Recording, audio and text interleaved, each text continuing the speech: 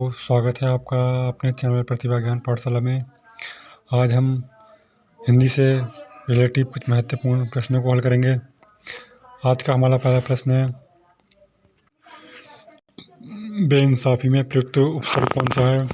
तो बेइंसाफी में प्रयुक्त उपसर्ग कौन सा है? बे है। ठीक है। उपसर्ग क्या होते हैं? उपसर्ग जो शब्दों के आगे आकर जुड़ते हैं या आदि में या आगे आकर जुड़ते हैं और शब्द रचना करते हैं। प्रत्यय वो होते हैं जो शब्द के अंत में जुड़ते हैं। ठीक है। अगला प्रश्न है, किस शब्द में उपसर्ग नहीं है? तो किस शब्द में उपसर्ग नहीं है? तो ओढ़ना में उपसर्ग नहीं है, क्योंकि आपको उपसर्ग का पता कैसे चलता है? जिसमें से दो शब्दों की संधि या अलग अलग करने पर पता चल जाता है। देखिए, परा पर धन अजय, तो पराजय हो गया। ठीक है। पराधन अजय या पराजय। ठीक है। तो ओढ़ना में क्या है? उपसर्ग नहीं है। इन्हें तोड़ के देख लेना। अब तोड़ के पता चल जाता है हमें कौन सा उपसर्ग है कौन सा नहीं है। पुरोहित में उपसर्ग कौन सा है? पुरोहित में उपसर्ग कौन सा है? तो पुरोहित में कौन सा उपसर्ग है? पुरा है। पुरा कैसे बनेगा? पुरा ये वाला। पुरोहित में पुरा उपसर्ग है। आपको याद रखना, हलंत है ये। ठीक है। अगला प्रश्न है, इनमें से किस शब्द में लिंग प्रत्यय संबंधी अशुद्धियाँ हैं? तो किसमें है? किसमें है लिंग संबंधी अशुद्धियाँ? नारी, क्योंकि नारी हमारा ऐसे लिखा जाता है, नारी। ठीक है। इसमें क्या है? ये अशुद्धि है, अशुद्ध शब्द है। अगला प्रश्न है, नाश कर देने के लिए सही मुहावरा कौन सा है? तो नाश कर देने के लिए सही मुहावरा, पानी में आग लगाना, पानी भरना, पानी फेर देना, पानी पानी हो जाना। तो पानी भरना होता है, पानी भरना। कहते नहीं है अभी पानी भरेगा तो। ठीक है। ये क्या है? सही उत्तर। अगला प्रश्न है, मतक्के में कौन सी संधि है? मतक्के में कौन सी संधि है? ये बता। मतक्के में कौन सी संधि है पूछा गया है। मतक्के में कौन सी संधि है? तो मतक्के में कौन सी संधि होगी? गुण संधि होगी, वृद्धि होगी, दीर्घ होगी। तो कौन सी होगी? इसमें से वृद्धि संधि होगी, क्योंकि वृद्धि संधि देखने क्या है मतक्के में। यहाँ पर देखिए दो मात्रा का प्रयोग हुआ है, जहाँ पर भी दो मात्रा प्रयोग होती हैं वहाँ वृद्धि संधि हो जाती है। आपको याद रखना है। ऊष्म और संयुक्त किसके प्रकार हैं? ऊष्म और संयुक्त क्या होते हैं? व्यंजन होते हैं। ऊष्म व्यंजन और संयुक्त व्यंजन। तो हमारे ये क्या है? व्यंजन के प्रकार हैं। ऊष्म व्यंजन कौन कौन से होते हैं? चार होते हैं। सा, सा, सा, हा। ये क्या है? ऊष्म व्यंजन है ये हमारे। ठीक है। ये हमारे ऊष्म व्यंजन है। अगला प्रश्न है, राम घर गया, उसने माँ को देखा का संयुक्त वाक्य बनेगा। तो राम घर गया, उसने माँ को देखा। ठीक है। ये बनेगा। कौन बनेगा? राम घर गया, उसने माँ को देखा। ये वाला सही उत्तर हो जाएगा। अगला प्रश्न है, निम्नलिखित में से तत्सम शब्द का चयन कीजिए। तत्सम पूछा है इनमें, तद्भव नहीं पूछा है। तो ठीक है, इसमें क्या होगा? वर्षा, आंसू, हाथी। तो यहाँ पर सही उत्तर कौन सा लगा? तत्सम पूछा है, तद्भव नहीं पूछा गया है। तत्सम क्या होगा? ये होगा तत्सम वर्षा, क्योंकि ये तद्भव कौन सा होता है? वर्षा का बरसात हो जाता है या बरसात हो जाता है। आंसू क्या है? तद्भव है। हाथी भी तद्भव है। अगला प्रश्न है, इनमें से कौन सा शब्द समूहवाचक प्रत्यय नहीं है?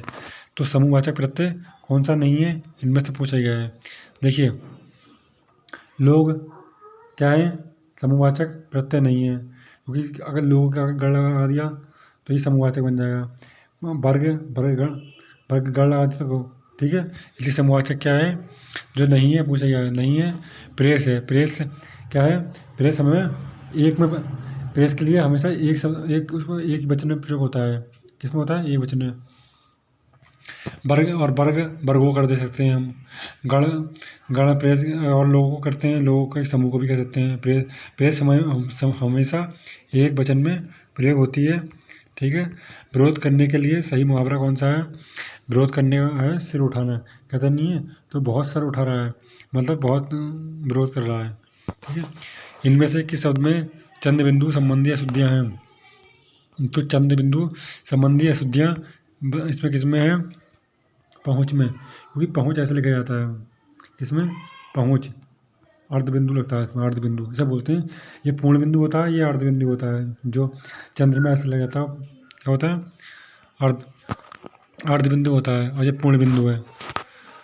मतवाक्य में कौन सी संधि है? तो मतवाक्य में कौन सी संधि है? अभी ये पूछा गया था, दोबारा रिपीट हुआ है ये, बताइए कौन सी है मतवाक्य में? वृद्धि संधि है। अगला प्रश्न है, वाक्य के अशुद्ध भाग का चयन कीजिए। तो वाक्य के अशुद्ध वाक्य का चयन करना है। तो तुम्हारी पुस्तक, इसमें क्या है? तो ज़्यादा है, तुम्हारी पुस्तक सही है। पवित्र में प्रयुक्त संधि का नाम क्या है? पवित्र में कौन सी संधि है? अयादि संधि है। कौन सी? अयादि। थोड़ा सा यहाँ पर वीडियो धुंधली हो गई है, आपको एडजस्ट करना है। तो पौधन कौन सा था? पौधन इत्र होता है, तो इत्र पवित्र हो जाता है। ठीक है, पौधन इत्र पवित्र। अगला प्रश्न है, इनमें से किस शब्द में वर्ग संबंधी अशुद्धियाँ हैं? तो कौन सी है? अनुकूल। अनुकूल ऐसे नहीं लिखकर इसलिए लिखा था अनुकूल, ऐसे लिखा जाता है। ठीक है, आपको याद रखना है। उसने कहा कि मैं घर जाऊंगा, वाक्य में कौन सा वाक्य है ये? तो ये मिश्र वाक्य है, क्योंकि मिश्र वाक्य की पहचान कैसे होती है? उसने कहा कि आ गया है बीच में। ठीक है, तो की आ जाता है, वह आ जाता है, से आ जाता है, ये सब क्या है? मिश्र वाक्य हैं, आपको याद रखना है। जाके पाँव न फटे, डिवाइस को क्या जाने, पीर पराई का अर्थ। तो क्या है इसका मतलब? इसका अर्थ है लोकोक्ति का, जिसके ऊपर बीतती है वही जानता है। ठीक है, लोकोक्ति का अर्थ क्या है? जिसके ऊपर बीतती है वही जानता है। अगला प्रश्न है, निम्नलिखित मिश्र वाक्यों में से कौन सा विशेषण उपवाक्य है? तो विशेषण उपवाक्य कौन सा है इसमें? लखनऊ उत्तर प्रदेश की राजधानी है, एक ऐतिहासिक नगर है। ये क्या है? निम्नलिखित मिश्र वाक्य पूछा गया है, तो ऑप्शन नंबर डी हो जाएगा। अगला प्रश्न है, अरे उसने तो कमाल कर दिया। तो इसमें क्या है? विस्मयबोधक। जैसे हमें कोई शोक होता है तो इसमें क्या करते हैं? विस्मयबोधक वाक्य का उपयोग होता है। इस शोक होता है तो विस्मय वाक्य का, किसी भी दिया आता है तो विस्मय के डंडा लगा के नीचे बिंदु होता है, तो ये पहचान है इसकी विस्मयबोधक की, कि अगर किसी शोक के लिए कुछ अचानक से कुछ डर जाते हैं तो उसके लिए प्रयोग होता है। कोई भय उत्पन्न हो जाता है तो होता है ये विस्मयबोधक चिन्ह। या कोई चीज़ से हमें अचानक से कोई चीज़ अच्छी लग जाती है तो हमें विस्मयबोधक चिन्ह का प्रयोग होता है। ठीक है, आपको याद रखना है। भाव शब्द में उपयुक्त प्रत्यय कौन सा है? तो भाव शब्द में कौन सा प्रत्यय है? तो आओ है। कौन सा? आओ, भाव में। पाठशाला किस प्रकार का शब्द है? तो पाठशाला क्या है? यौगिक शब्द है। 3 प्रकार के शब्द होते हैं अर्थ के आधार पर। योग होता है, योग ऋण होता है और यौगिक होता है। यौगिक होता है दो शब्दों से मिलकर बनता है, 2 शब्दों से मिलकर बनता है, वो होता है यौगिक। और ऋण को क्या होता है? ऋण जिसके अर्थ ना हो, जिसके अर्थ ना किए जा सके। और योग ऋण जो होता है जिसका तीर से अर्थ निकलता है। बहुब्रीहि समास के उदाहरण सब क्या हैं? बहुब्रीहि समास के उदाहरण सारे क्या हैं? योग ऋण शब्द के उदाहरण हैं, जिसमें तीसरा अर्थ निकलता है। ये योग ऋण होते हैं, योग ऋण। और ऋण वो होते हैं इसका खंड ना किया जा सके और 2 शब्दों से मिलकर बना होता है, वो क्या कहते हैं? यौगिक। तो पाठशाला पाठ और शाला से मिलकर बना है। किससे मिलकर बना है? पाठ और शाला से मिलकर बना है, इसलिए क्या होगा? पाठ और शाला। तो ये क्या है? पाठशाला यौगिक है। इनमें से अपादान कारक की विभक्ति क्या है? तो अपादान कारक क्या होता है? अपादान के लिए हमेशा से का प्रयोग होता है। एक करण में होता है, करण से, एक होता है अपादान से। जैसे पेड़ से पत्ता गिरता है तो इसमें अलगाव का भाव प्रकट होता है। जिसमें अलगाव का भाव प्रकट होता है वो कौन सा होता है? अपादान होता है। जैसे हिमालय से गंगा निकलती है, वो क्या है? ये भी अपादान है। ठीक है, राम ने रावण को बाण से मारा, ये कौन सा है? राम ने रावण बाण को मारा, ये हमारा करण कारक है, क्योंकि बाण से मार रहा है। आपको इनमें डिफरेंट याद रखना है, क्या डिफरेंट है। वाक्य के अशुद्ध वाक्य का चयन कीजिए। तो अशुद्ध वाक्य का चयन करना है। तो तुम्हारी पुस्तक, वाक्य के अशुद्ध भाग का चयन कीजिए। तो तुम्हारी पुस्तक, क्योंकि यहाँ पर खाली तुम्हारी हो जाता ना तब भी ठीक होता, तुम्हारी, मगर यहाँ पर तो भी लग गया तो यह अशुद्ध वाक्य है। समुद्र मंथन करने का अर्थ क्या है? कठोर परिश्रम करना होता है। कहते नहीं तुम समुद्र मंथन कर रहे हो, मतलब बहुत कठिन तुम परिश्रम कर रहे हो। चिरायु शब्द में प्रयुक्त उपसर्ग कौन सा है? तो चिरायु में क्या है? चिर, वो चिर प्लस आयु, चिर प्लस आयु, तो क्या होता है चिरायु। तो ये क्या है यहाँ पे चिर प्रत्यय है, सॉरी चिर उपसर्ग है, प्रत्यय पीछे लगते हैं। जस दूल्हा तस बराती, ठीक है, तस दूल्हा तन बनी बारात। बाराता का अर्थ क्या है? सभी साथी एक जैसे है, सभी साथी एक जैसे हैं। इस लोकोक्ति का अर्थ निम्न वाक्यों में से संयुक्त वाक्य कौन सा है? तो संयुक्त वाक्य बताना है हमें कौन सा है। तो कौन सा है संयुक्त वाक्य? उसने खाना खाया और सो गया, ठीक है। जो, सो, वह, या, आगे, और, ये सब क्या है संयुक्त वाक्य में प्रयोग होते हैं। किस शब्द में उपसर्ग का प्रयोग हुआ है? तो उपसर्ग पूछा है, तो उपकार में उपसर्ग का प्रयोग हुआ है, क्योंकि उप लग के कार बनाया है तो उपकार हो गया। उपकार में उपसर्ग का प्रयोग हुआ है। अपनापन में पन है, यहाँ पर प्रत्यय लगा है, अपनापन में पन प्रत्यय है। लाभ में दायक प्रत्यय है। पढ़ाई में आई प्रत्यय है। खाली उपसर्ग क्या है? उपकार में उपसर्ग है, आपको याद रखना है। अगला प्रश्न है, इनमें से कौन सी शब्द समूहवाचक संज्ञा है? तो शब्द समूहवाचक संज्ञा कौन सी है इसमें से? शब्द समूहवाचक पूछा है, क्योंकि सभा, सभा का नहीं है, हम आप सभा में कितने लोग थे, सभा की गई, तो सभा को हम समूहवाचक बोलेंगे। मिठास समूहवाचक नहीं है, सोना भी प्रवाचक नहीं है, ठीक है। सभा क्या है? समूहवाचक है। वाक्य के अशुद्ध भाग का चयन कीजिए। तो वाक्य के अशुद्ध भाग का चयन करना है हमें। तो अशुद्ध वाक्य कौन सा है? वृक्ष पर सांप लौटने लगे, क्या है? वृक्ष पर सांप लौटने लगे। राम के धनुष भंग करते ही दूसरे राजाओं के वृक्ष पर सांप लौटने लगे, कोई त्रुटि नहीं। इसमें त्रुटि है, कौन कौन सी त्रुटि है? वृक्ष पर सांप लौटने लगे, ये अशुद्ध वाक्य है, ठीक है। इनमें से किस शब्द में हलंत संबंधी अशुद्धियाँ नहीं है? तो किसमें हलंत संबंधी अशुद्धियाँ नहीं है? बुद्धिमान में नहीं है। भविष्यत है, श्रीमान में भी यह हलन लगता, सचित इसमें हलन नहीं होता भविष्य में, और सचित में भी यह हलन लगता, बुद्धिमान में सही है, बिल्कुल सही वाक्य है। अगला प्रश्न है, सा कौन सा व्यंजन है? तो सा क्या है? ऊष्म व्यंजन है, क्या है? ऊष्म व्यंजन है, आपको याद रखना है, ऊष्म व्यंजन है सा, ठीक है। अगला प्रश्न है, निम्नलिखित तत्सम शब्द का चयन कीजिए। तो तत्सम होते कौन से शब्द हैं? तत्सम की पहचान क्या है? तत्सम जो संस्कृत में जो शब्द बोले जाते थे वो जो के तो आ गए हैं हिंदी में, वो क्या है? वही तत्सम है। तद्भव जो है वो होते हैं जो पलट के, जो कुछ विपरीत कुछ उनमें चेंजेस होके हिंदी में आ गए हैं, ठीक है, ये है। तो क्या है? उद्रम है, उद्रम क्या है? तत्सम है। भूतकाल के कितने भेद होते हैं? तो भूतकाल के 6 भेद होते हैं, आपको याद रखना है, ठीक है। भूतकाल के 6 भेद होते हैं। निम्नलिखित में से किस वाक्य में अकर्मक क्रिया है? अकर्मक का जैसे किसमें अकर्मक क्रिया? गेहूँ पिस रहा है, जिसमें पूछने पर कोई उत्तर ना मिले।